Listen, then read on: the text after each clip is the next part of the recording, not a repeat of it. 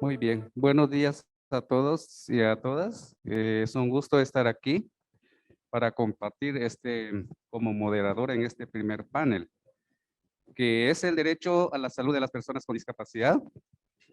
En este espacio, pues, los derechos de las personas con discapacidad en su acceso a la salud desde la perspectiva de la Convención de las Naciones Unidas sobre los derechos de las personas con discapacidad y también los objetivos de desarrollo sostenible, instrumento adoptado por los estados partes en su marco jurídico y político para la inclusión de las personas con discapacidad, en este caso, en el campo del derecho a la salud.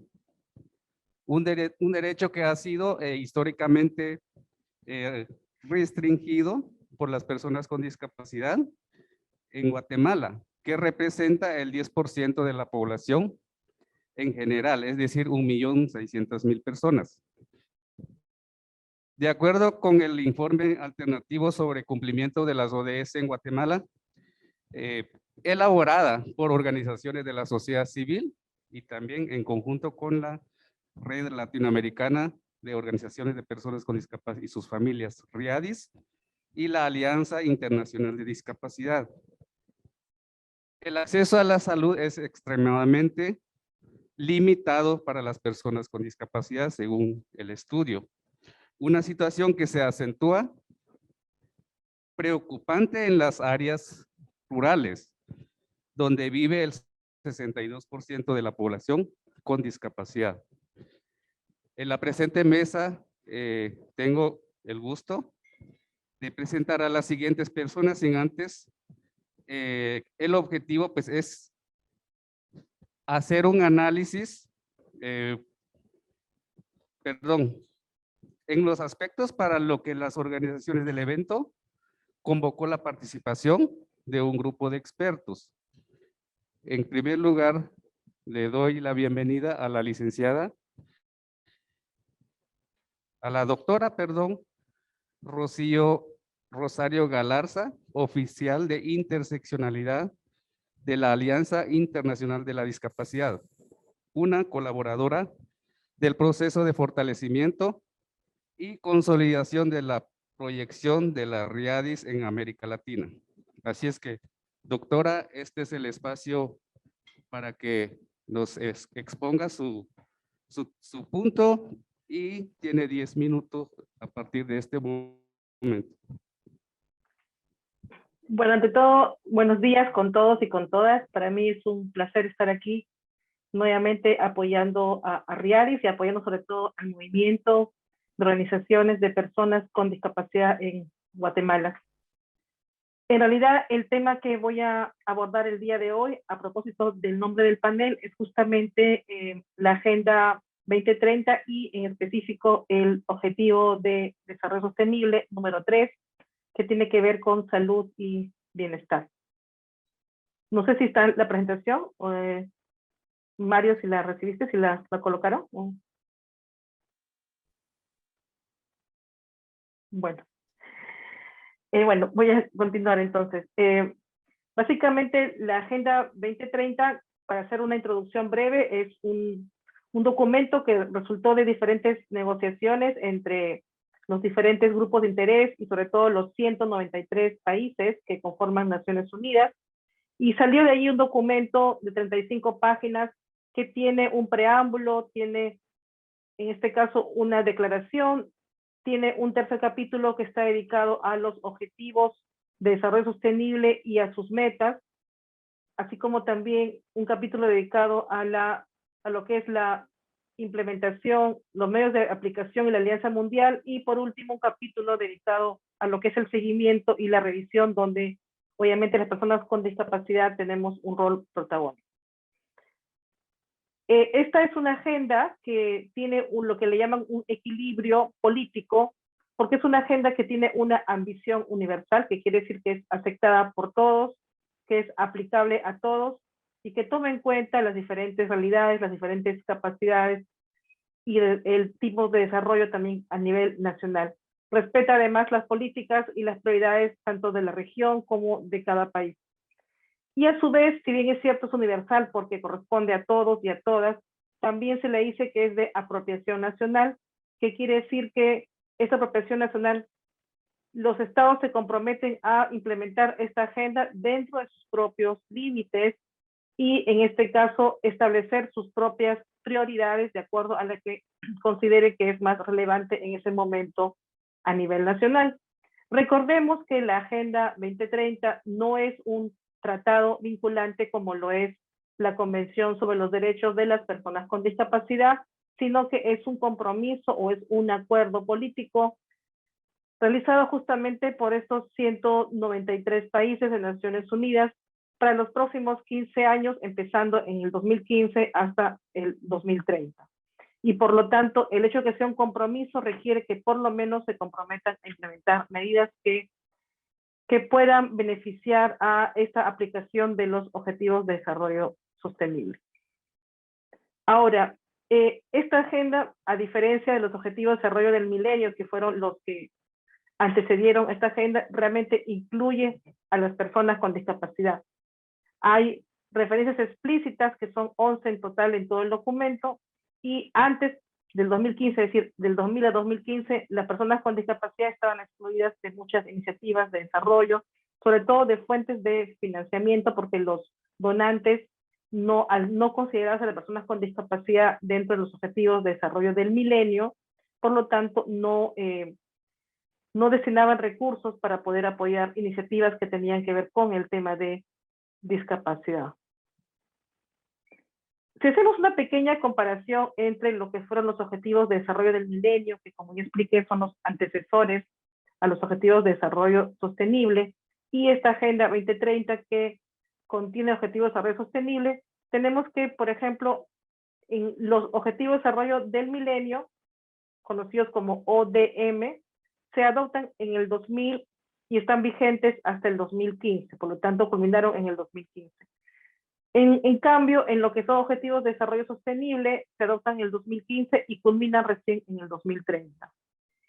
Luego, en caso de los objetivos de desarrollo del milenio, se centran en los países en desarrollo, mientras que los objetivos de desarrollo sostenible se centran en todos los países, ya sea en desarrollo, desarrollados, todos los países. En el caso de los objetivos de desarrollo del milenio, uno de los objetivos decía reducir la pobreza extrema. En cambio, en los objetivos de desarrollo sostenible, el número 1 habla de erradicar la pobreza en todas partes.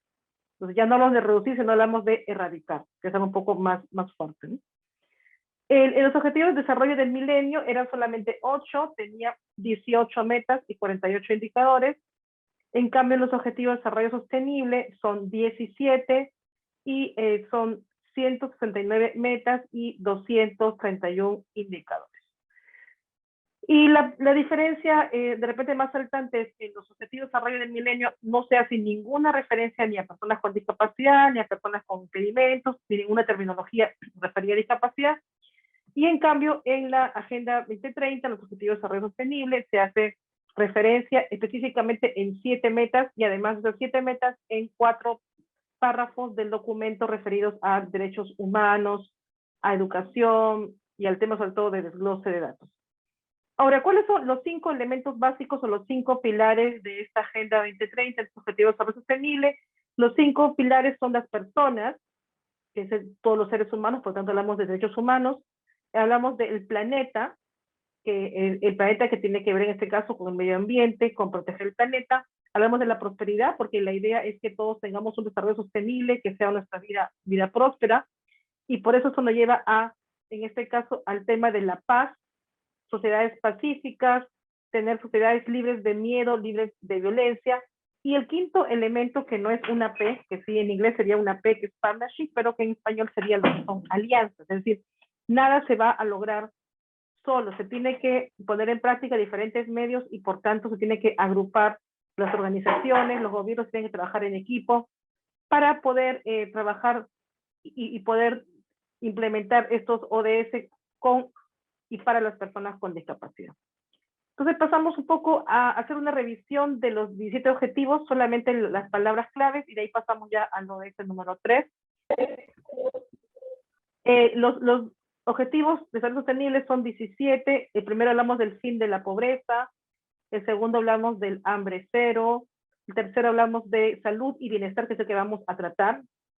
El 4 hablamos de educación de calidad. El 5, igualdad de género. El 6, agua limpia y saneamiento. El 7, energía asequible y no contaminante. 8, trabajo decente y crecimiento económico. El 9, industria, innovación e infraestructura. El 10, reducción de desigualdades. 11 hablamos de ciudades y comunidades sostenibles. En el 12 hablamos de producción y consumo responsables. El 13 es acción por el clima, el cambio climático. El 14, vida submarina. El 15, vida de ecosistemas terrestres. El 16, paz, justicia e instituciones sólidas. Y el 17 hablamos de alianzas para lograr justamente estos objetivos.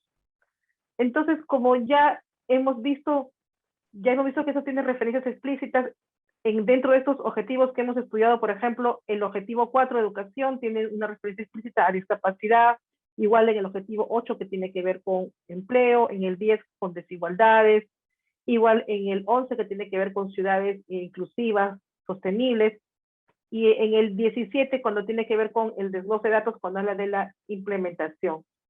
Entonces, definimos que aquí hay referencias explícitas a personas con discapacidad, pero a su vez hay referencias implícitas que tienen que ver que cuando se habla de todos y todas, se habla también de personas con discapacidad.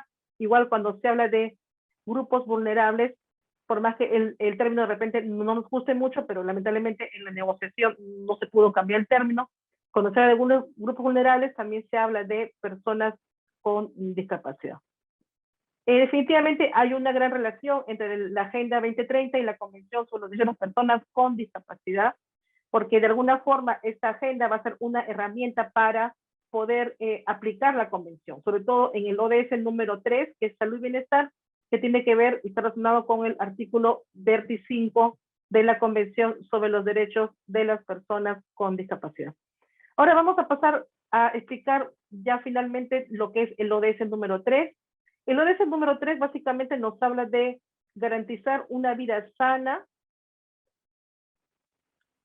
y promover además el bienestar de todos en todas las edades. Por lo tanto, nos habla de una vida sana y bienestar para todos, para todas, en todas las edades. Tiene diferentes metas. Por ejemplo, tenemos que la meta 1 está relacionada con reducir la mortalidad materna, ¿no? Reducir la cantidad de mujeres que mueren al dar a luz. Luego, la segunda meta está relacionada con reducir la cantidad de niños nacidos, o sea, que muera, o sea, la mortalidad de niños nacidos, es decir, que reducir la mortalidad de niños nacidos. Esa es la meta hasta el 2030. La meta número 3 está destinada a lo que es reducir, en este caso, y poner fin a las epidemias que tienen que ver con SIDA, tuberculosis, malaria, enfermedades tropicales que no son atendidas, y también combatir la hepatitis. Bueno, aquí obviamente no hablaban de COVID porque no había COVID, pero bueno, ahora se habla de COVID dentro de esta meta, ¿no? Con temas de epidemias como COVID-19 y otras que puedan venir. Y en el tema, por ejemplo, de la meta 4, tenemos que hablar de reducir la mortalidad, pero esta vez no por enfermedades de epidemias, sino por enfermedades no transmisibles, ¿no? Por ejemplo, enfermedades como diabetes, enfermedades como el cáncer, o sea, mediante su prevención y su tratamiento, son enfermedades no transmisibles. Luego tenemos aquí las siguientes metas. Tenemos que, en la siguiente meta, hablamos la meta 5 de fortalecer un poco la prevención y tratamiento contra el uso de sustancias adictivas, donde también se incluye el alcohol. En la meta 6 hablamos de reducir también la mitad de muertes o lesiones causadas por accidentes de tránsito, que fue también una de las metas que se hizo en el informe que hicieron ustedes en Guatemala, que eligieron para el informe voluntario que hicieron. Luego, la meta 7 es muy importante para las personas con discapacidad, porque aquí sí nos habla justamente de garantizar un acceso a la salud universal, ¿no? Y sobre todo a los servicios de salud sexual y reproductiva, ¿no? Incluyendo la de planificación familiar, habla de la información, la educación y la integración de la salud reproductiva. En este caso, hablamos de que las personas con discapacidad, aun cuando no se menciona aquí el término discapacidad, pero el hecho de garantizar a todos y a todas, nos habla de tener un sistema de salud inclusivo y accesible, ¿no? En cuanto a los sistemas de la reproducción sexual, el tema de la salud sexual y reproductiva, el tema de mecanismos de planificación familiar, ¿no? Luego tenemos en la meta 8 también hablamos de lograr una cobertura sanitaria que sea universal, es decir, que haya un sistema de salud universal para las personas, incluyendo las personas con discapacidad, donde haya también acceso a vacunas, medicamentos también que sean accesibles, que sean de bajo costo para que puedan ser accesibles y asequibles a todas las personas, incluyendo a personas con discapacidad. Luego tenemos unas metas que son escritas con letras, que es la meta A, que habla de fortalecer unos convenios marcos que hablan de marco de salud para controlar, por ejemplo, el uso del tabaco. Y luego tenemos una meta denominada como B, que habla de apoyo a la investigación, es decir, apoyar que la investigación pueda desarrollar nuevas vacunas, medicamentos que puedan aminorar las enfermedades transmisibles o no transmisibles, ¿no? Y sobre todo en los países en desarrollo.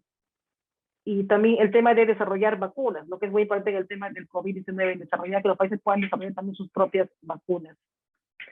Yo creo que es importante aquí mencionar también que hay que aumentar también el financiamiento que se necesita para este tipo de investigación, la capacitación también para el tema del personal de salud, sobre todo en los países en desarrollo, y también sobre todo reforzar esta capacidad, ¿no?, de desarrollo y salud. Solamente para terminar, quería decir que definitivamente el derecho a la salud es transversal para las personas con discapacidad. No hablamos de prevenir la discapacidad, sino hablamos de que las personas con discapacidad tienen que gozar de una salud y gozar de un acceso universal a la salud que sea inclusivo, que sea accesible, y esto se va a lograr mediante la implementación de este ODS número 3, que va a beneficiar a su vez la implementación del artículo 27 de la Convención. Muchas gracias. Muchas gracias, doctora Rocío. Y las disculpas con los problemas técnicos para las personas con discapacidad auditiva y visual también. Bueno, como ya dijo el licenciado Mario, pues las preguntas las haremos a la final después de las presentaciones. Así es que pueden ya formular sus preguntas desde sus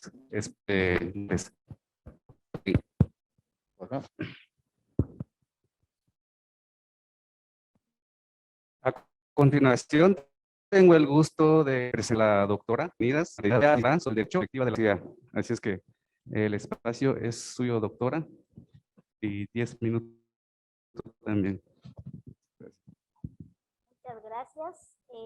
A todos un saludo fraternal, y qué gusto compartir con los colegas, con las colegas también este panel. Y un saludo también a todas las organizaciones miembros de la RIADIS que nos están sintonizando en línea. ¿A qué estamos comprometidos? ¿A qué estamos comprometidos o qué están comprometidos los estados que han ratificado la Convención Internacional sobre los Derechos de Personas con Discapacidad? Bueno, incluso ahí las legislaciones nacionales, las constituciones de cada país, la mayoría está desde ahí, está contemplando ese derecho a la salud. Por ejemplo, en Guatemala, la Constitución de la República contempla desde la prevención, contempla desde la promoción también, la recuperación, la rehabilitación de la salud sin discriminación. Esto armonizado con la convención. Está claro que cada estado debe adoptar medidas, adoptar cualquier acción en función de asegurar el acceso a la salud para las personas con discapacidad. Y el acceso a la salud significa tener acceso hasta a los centros, que sean accesibles, y desconcentrar incluso los servicios de los cascos urbanos, y que llegue los tratamientos especializados hacia todos, y en el área rural y comunitario. Los países están comprometidos a que existan programas de atención a la salud que sean totalmente gratuitos, a precios, algunos servicios que son bastante altos, y que no se recargue ese costo en la familia y en la persona con discapacidad, que sea a precios asequibles para la persona con discapacidad y sus familias. Dentro de estas medidas debe contemplar también el ámbito de la salud sexual y reproductiva en todo tipo de población protegida. El derecho a la salud también se refiere incluso a la pronta detección, como bien lo menciona el artículo 1 que mencioné de la Constitución, la pronta detección y la intervención cuando así se requiera, priorizar siempre la consulta a la persona con discapacidad, que todos los servicios y tratamientos también que la persona con discapacidad vaya a adquirir, que sea con un consentimiento informado. No es nada más de tomar decisiones por nosotros, sino que se informe a la persona desde el proceso, desde que va a asistir a un centro de salud.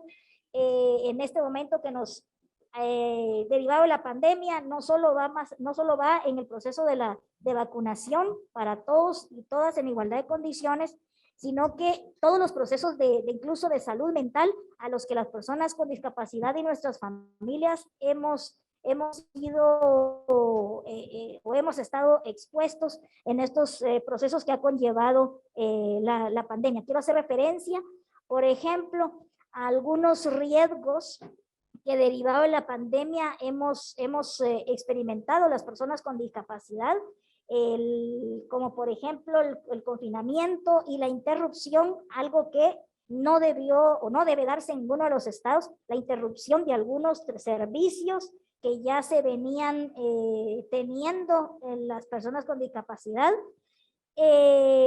Algunos efectos también económicos que se fueron agudizando, y esto vino a repercutir también en la complicación para acceder a algunos tratamientos o medicamentos que de por sí ya necesitábamos algunas personas con discapacidad.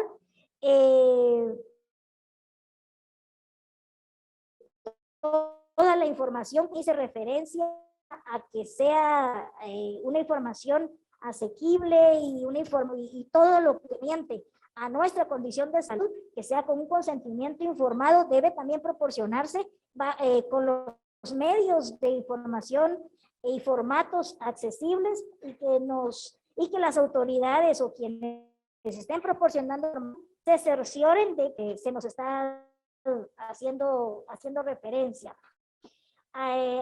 Aplicar o implementar protocolos, pero protocolos sin ningún tipo de discriminación, protocolos de salud no selectivos. Esto es importante porque al aplicar criterios selectivos, entiendo que tenemos que combinar esas interseccionalidades y esas diferentes identidades, como la pertenencia cultural, el ser mujer, el ser de una población indígena, del área urbana o del área rural, todas esas interseccionalidades, la edad también, todas esas interseccionalidades son fundamentales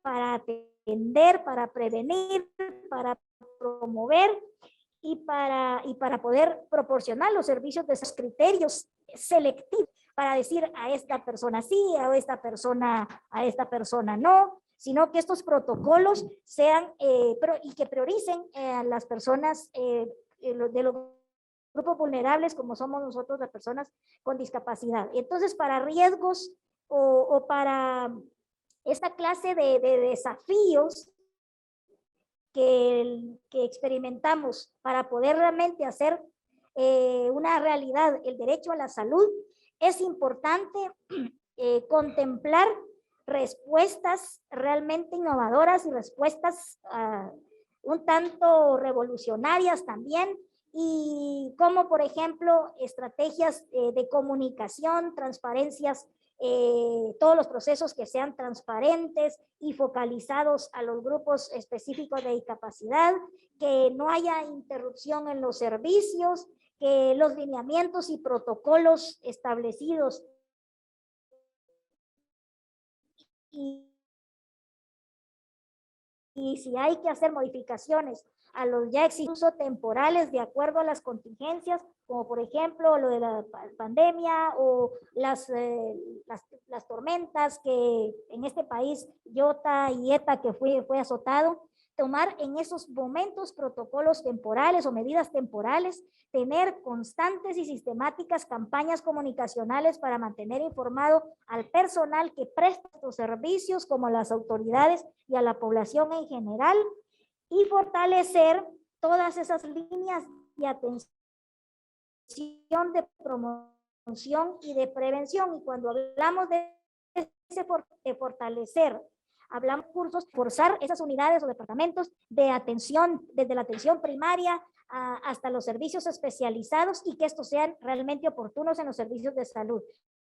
Ejemplo, casos de por ejemplo, una persona amputada que requiera una prótesis, por ejemplo, así como hay procesos legales, que hay plazos para poder presentar algún tipo de documentación o recurso, lo mismo pasa con el ejemplo que estoy dando de una persona amputada que necesita una prótesis. Hay también tiempos, mientras más pronto y en el momento justo la persona reciba ese apoyo de la prótesis, por ejemplo, que requiere de luego los procesos de rehabilitación y habilitación, mientras más pronto se den, mucho mejor, y estamos priorizando a la persona con discapacidad. Sin embargo, se han dado casos en donde las citas para atención se dan con muchos meses de diferencia, los plazos son demasiado grandes, y eso viene a traer ya otras repercusiones que después también tenemos que trabajar con la persona con discapacidad. Yo lo dejo aquí, espero haberme hecho el tiempo. Ahora, por su presentación. A continuación voy a presentar a la siguiente exponente, que nos va a hablar del tema del derecho a la salud en la cultura de los pueblos indígenas y la consideración de la discapacidad, a cargo de la licenciada Olga Montúfar, quien nos acompaña de la vía virtual.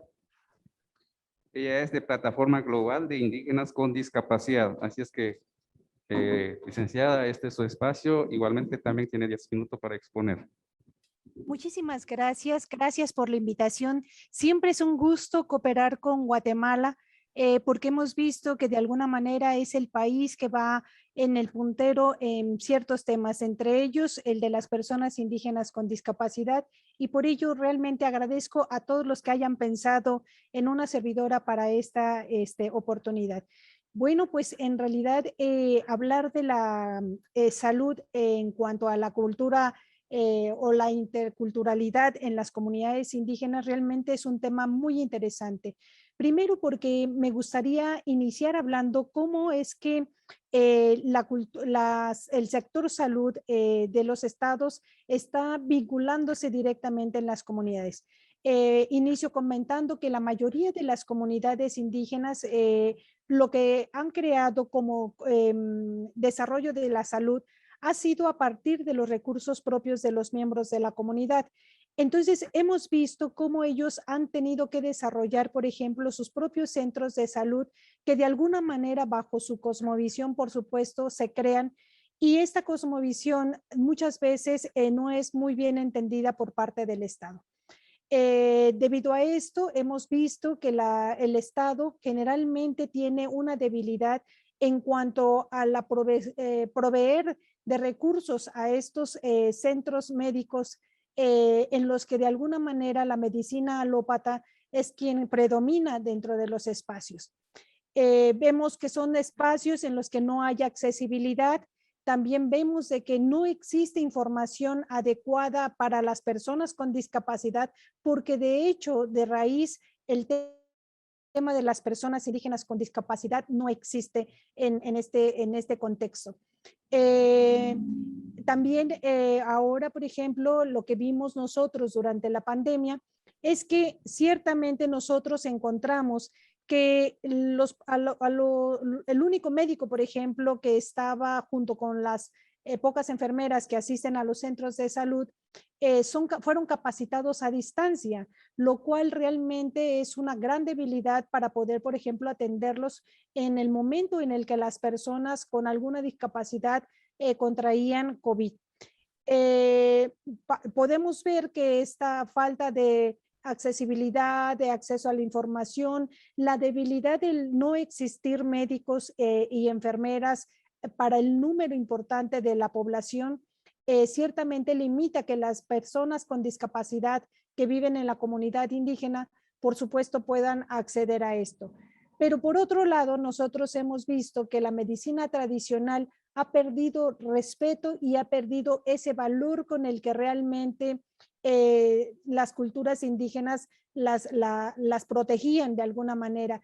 El cambio climático también ha sido una fuerza que ha debilitado esta medicina, porque de alguna manera las especies que se encuentran, por ejemplo, en una región donde es fría, por supuesto que los médicos tradicionales saben las dosis que pueden tener, pero si esa especie que nace de manera natural en esta zona fría se lleva a una zona de un clima tropical, por decirlo así, entonces pierde sus propiedades y no resulta benéfico de acuerdo a lo que la medicina tradicional responde.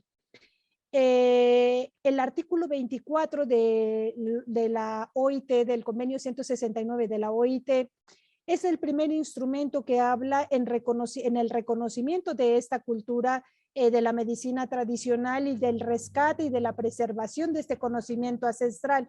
Sin embargo, esto realmente ha ido limitándose o ha ido olvidándose debido a la participación de todos esos medicamentos alópatas, de esta gran gama farmacéutica que se ha desarrollado y que incluso en algunas ocasiones estas industrias farmacéuticas cogen del conocimiento tradicional de las comunidades indígenas estas medicinas y entonces las certifican como si ellos son quienes descubrieron las bondades de estos tratamientos.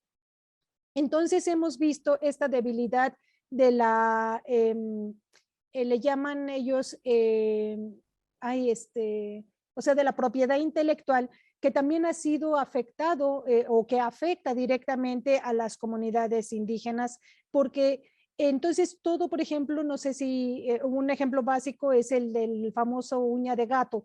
Por ejemplo, en un momento, pues obviamente las comunidades lo ocupaban y que después empezó a hacerse de mucha fama y entonces un hongo que se encontraba antes de manera casera que servía para curar algunas dolencias de varias personas con discapacidad, pues empezó a adquirir un valor muy, muy alto y entonces empezó a limitar que las personas con discapacidad pudieran acceder a él. También otra situación que hemos observado en la medicina tradicional es, por ejemplo, el uso del peyote o, por ejemplo, la simple marihuana.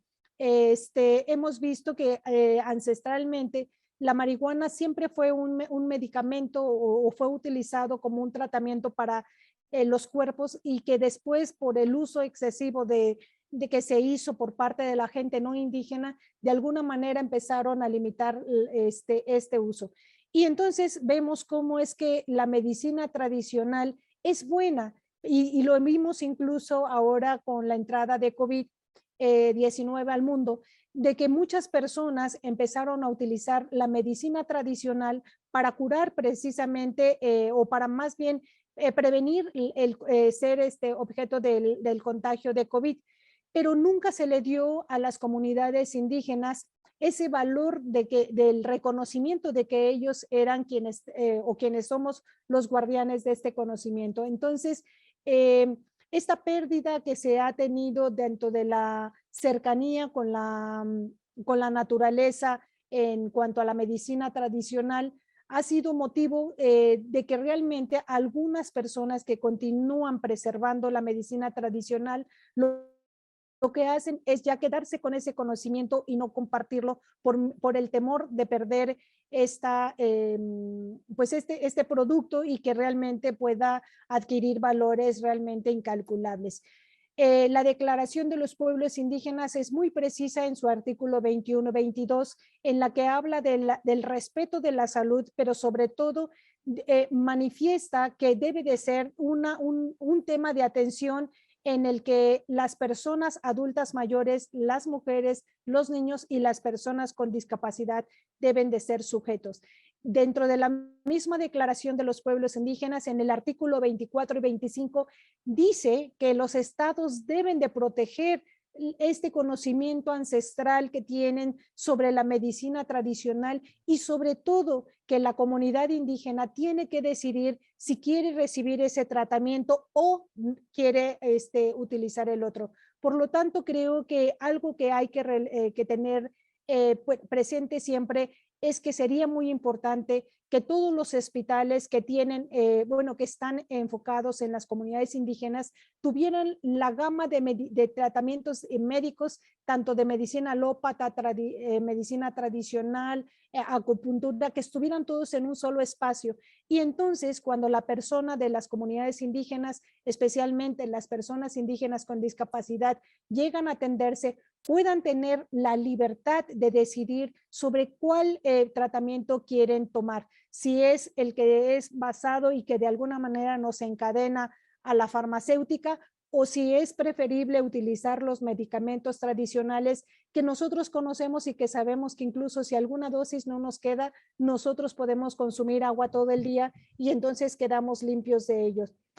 El hecho de que nosotros decidiéramos inclinarnos principalmente por la medicina tradicional no debería de ser una limitante para que los centros de salud o todos los hospitales de primer nivel deban de estar bien equipados. Es triste ver, por ejemplo, en México, lo voy a hablar desde México, que cuando una persona enferma llega al hospital general, que se supone que es del sector público, tiene que pagar por los servicios de laboratorio dentro del propio hospital. El problema no es que los pague dentro del hospital, sino que dentro del hospital está una empresa particular que es la que se lleva todas estas ganancias y muchas veces nosotros nos hemos preguntado por qué este tipo de hospitales permite el ingreso de alternos que no son del sector salud para que hagan, obliguen más bien a las personas que están dentro de hospitalizadas a utilizar estos servicios médicos. Hemos visto que incluso también es de cuestionar, por ejemplo, el costo que tienen realmente la instalación de estos laboratorios y estos equipos médicos que se requieren como mastografías para hacer cultivos y bueno, todo este tipo de equipos, ultrasonidos, que realmente sus valores no son tan excesivos como para no estar dentro de una comunidad indígena. Me parece que el tema de presupuestos debe de ser un tema que se debe de considerar porque los pueblos indígenas deben de tener autodeterminación. Ellos deben de decidir cuál es el tratamiento médico que quieren recibir dentro de la comunidad, pero también necesitamos tener centros de salud y centros de atención a la salud bien equipados y con medicamentos si es que la persona decide por la medicina de la ciencia, por decirlo así, ¿verdad? Entonces, me parece que es importante todos estos temas que se traten en este tipo de reuniones, especialmente porque Perdón, hemos tiene un visto, minuto para sí, gracias. exposición. Sí, Gracias. especialmente porque hay varios temas que requieren de regulación, entre ellos, por ejemplo, la partería, que incluso hemos visto que es un factor que obviamente limita que las personas con discapacidad, los niños que nacen con alguna discapacidad puedan realmente ser registrados y que de alguna manera sepamos de la existencia de ellos. Pues muchísimas gracias. Muchísimas gracias, doctora. Bueno, para avanzar con nuestro siguiente ponente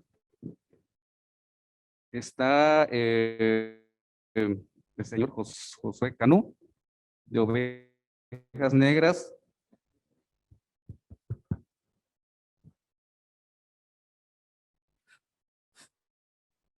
Quien es una persona con discapacidad visual y miembro de la organización de Ovejas Negras, como ya les decía, nos disertará el tema sobre la situación actual del acceso a la salud de las personas con discapacidad en su acceso a la salud, bueno, en Guatemala específicamente. Así es que tiene el espacio en este momento y los 10 minutos. Muchas gracias.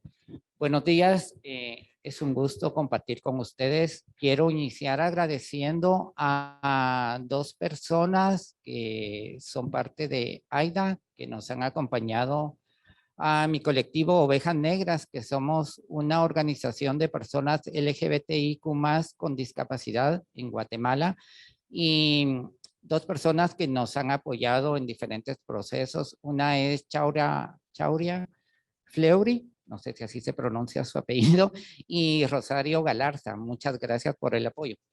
Bueno, yo quisiera referirme a que la Constitución Política de la República de Guatemala garantiza la igualdad de derechos para todas las personas. Y como está escrito en sus primeros artículos, se garantiza el derecho a la vida desde el momento de la concepción. Se garantiza el derecho a la igualdad, a la no discriminación por ninguna razón. Esto incluye varios aspectos de los que ya habló Rosario.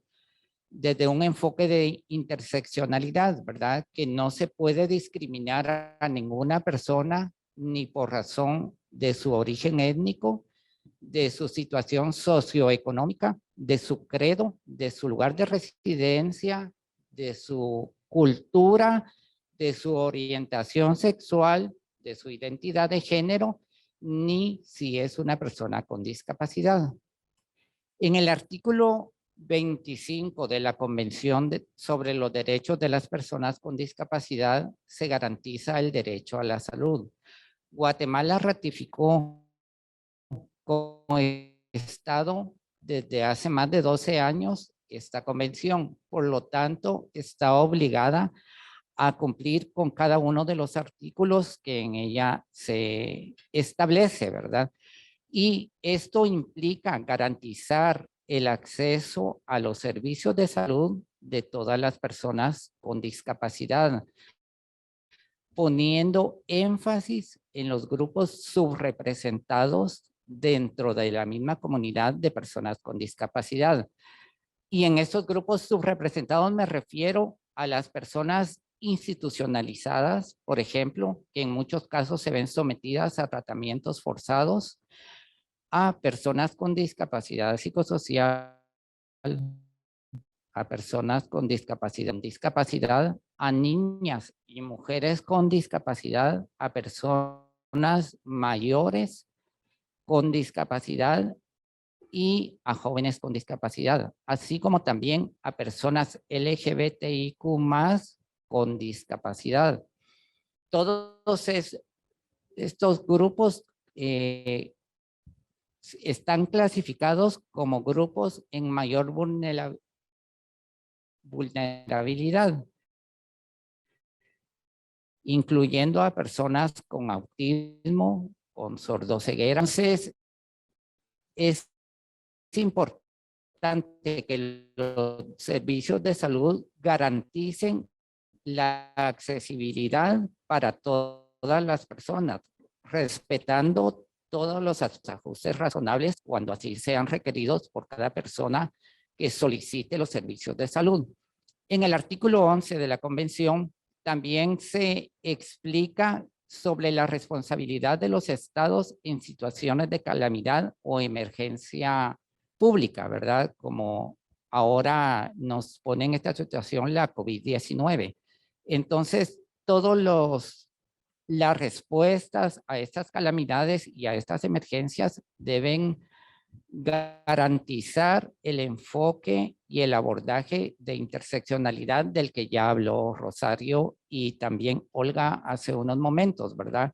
respetando todas las partes y recordando que en Guatemala somos 4 grandes pueblos los que habitamos, ¿verdad? El pueblo maya, el pueblo xinca, el pueblo garífuna y el Temala están garantizados todos esos derechos y además está garantizado el derecho a la no discriminación por ninguna razón. Y es por eso que es muy importante que todas las acciones enfocadas a garantizar el derecho a la salud sean asequibles a todas las personas con discapacidad y esto permitirá alcanzar los objetivos de desarrollo sostenible de la Agenda 2030, incluyendo a todas las personas con discapacidad y como dice su lema, sin que nadie se quede atrás. Muchas gracias. Muchas gracias, Josué, por tu exposición. A continuación, tengo el gusto de presentar al señor José Miguel Arteaga de Riadis, quien nos va a hablar el tema del derecho del acceso a la salud y vida independiente. Así es que los 10 minutos para usted. Muchas gracias. Ok, quería decirles una disculpa, pero igual voy a hablar. Quería explicarles de mi derecho a la salud de la vida independiente. Soy José Miguel Arteaga. Yo soy autogestor desde Ecuador.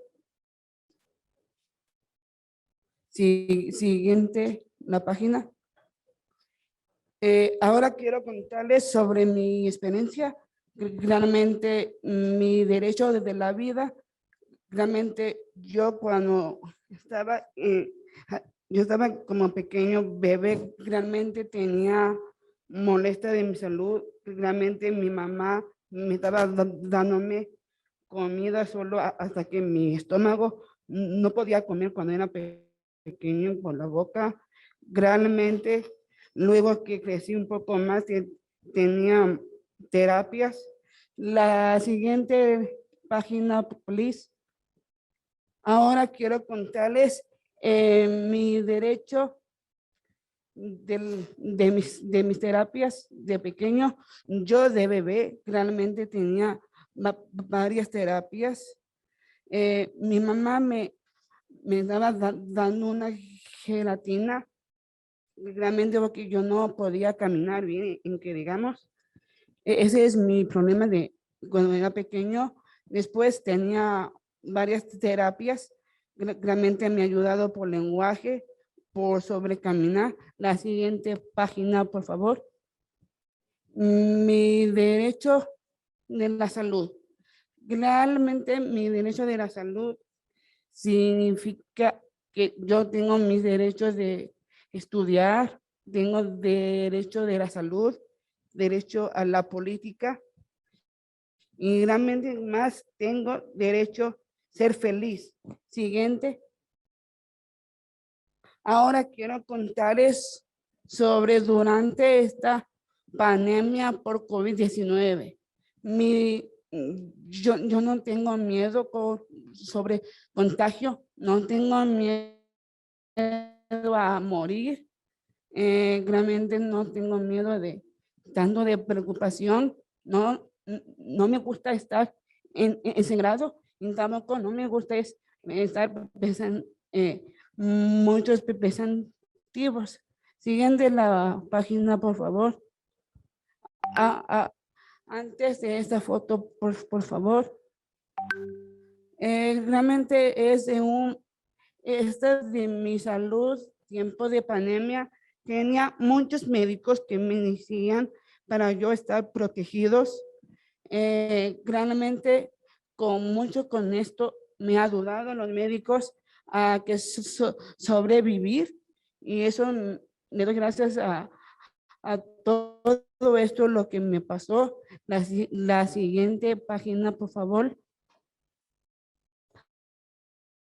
Ahora quiero contarles sobre el protocolo para José Miguel como yo realmente me pongo posiblemente como mascarilla, visor. Eso me ha ayudado por irme a los médicos, visitas, todo esto. La siguiente página, please. Luego, yo de mi parte ya me puse la vacuna de otros países. Realmente eso me siento protegido. La siguiente, please. Ahora quiero contarles sobre manteniendo mi estado físico. Esas 3 fotos significa que estoy haciendo harto ejercicio, estoy haciendo muchas pesas. Realmente eso me ha ayudado por mi salud físico. Igual, las 2 fotos, igual hice un poco de cardio. La siguiente página, please. Ahora quería contarles que este es mi plan para mi futuro, ser un empresario y ser modelo y tener mi propia marca de Europa. Mil gracias a todos por ver esta participación. Gracias.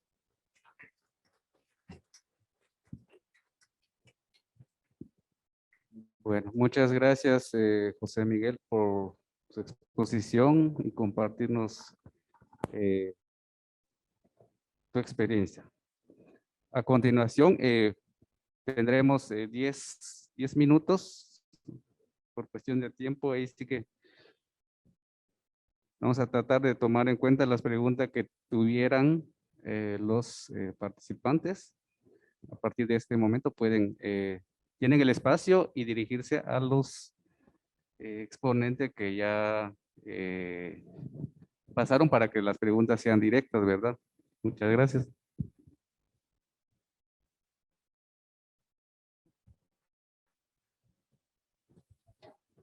Bueno, si no hay preguntas, entonces cerraremos. Si no hay preguntas, cerraríamos este espacio en este primer panel. Les agradezco por la atención y fue un gusto compartir aquí en esta mesa. Muchas gracias. Muchas gracias, mi querido Luis, y muchas gracias a todos ustedes por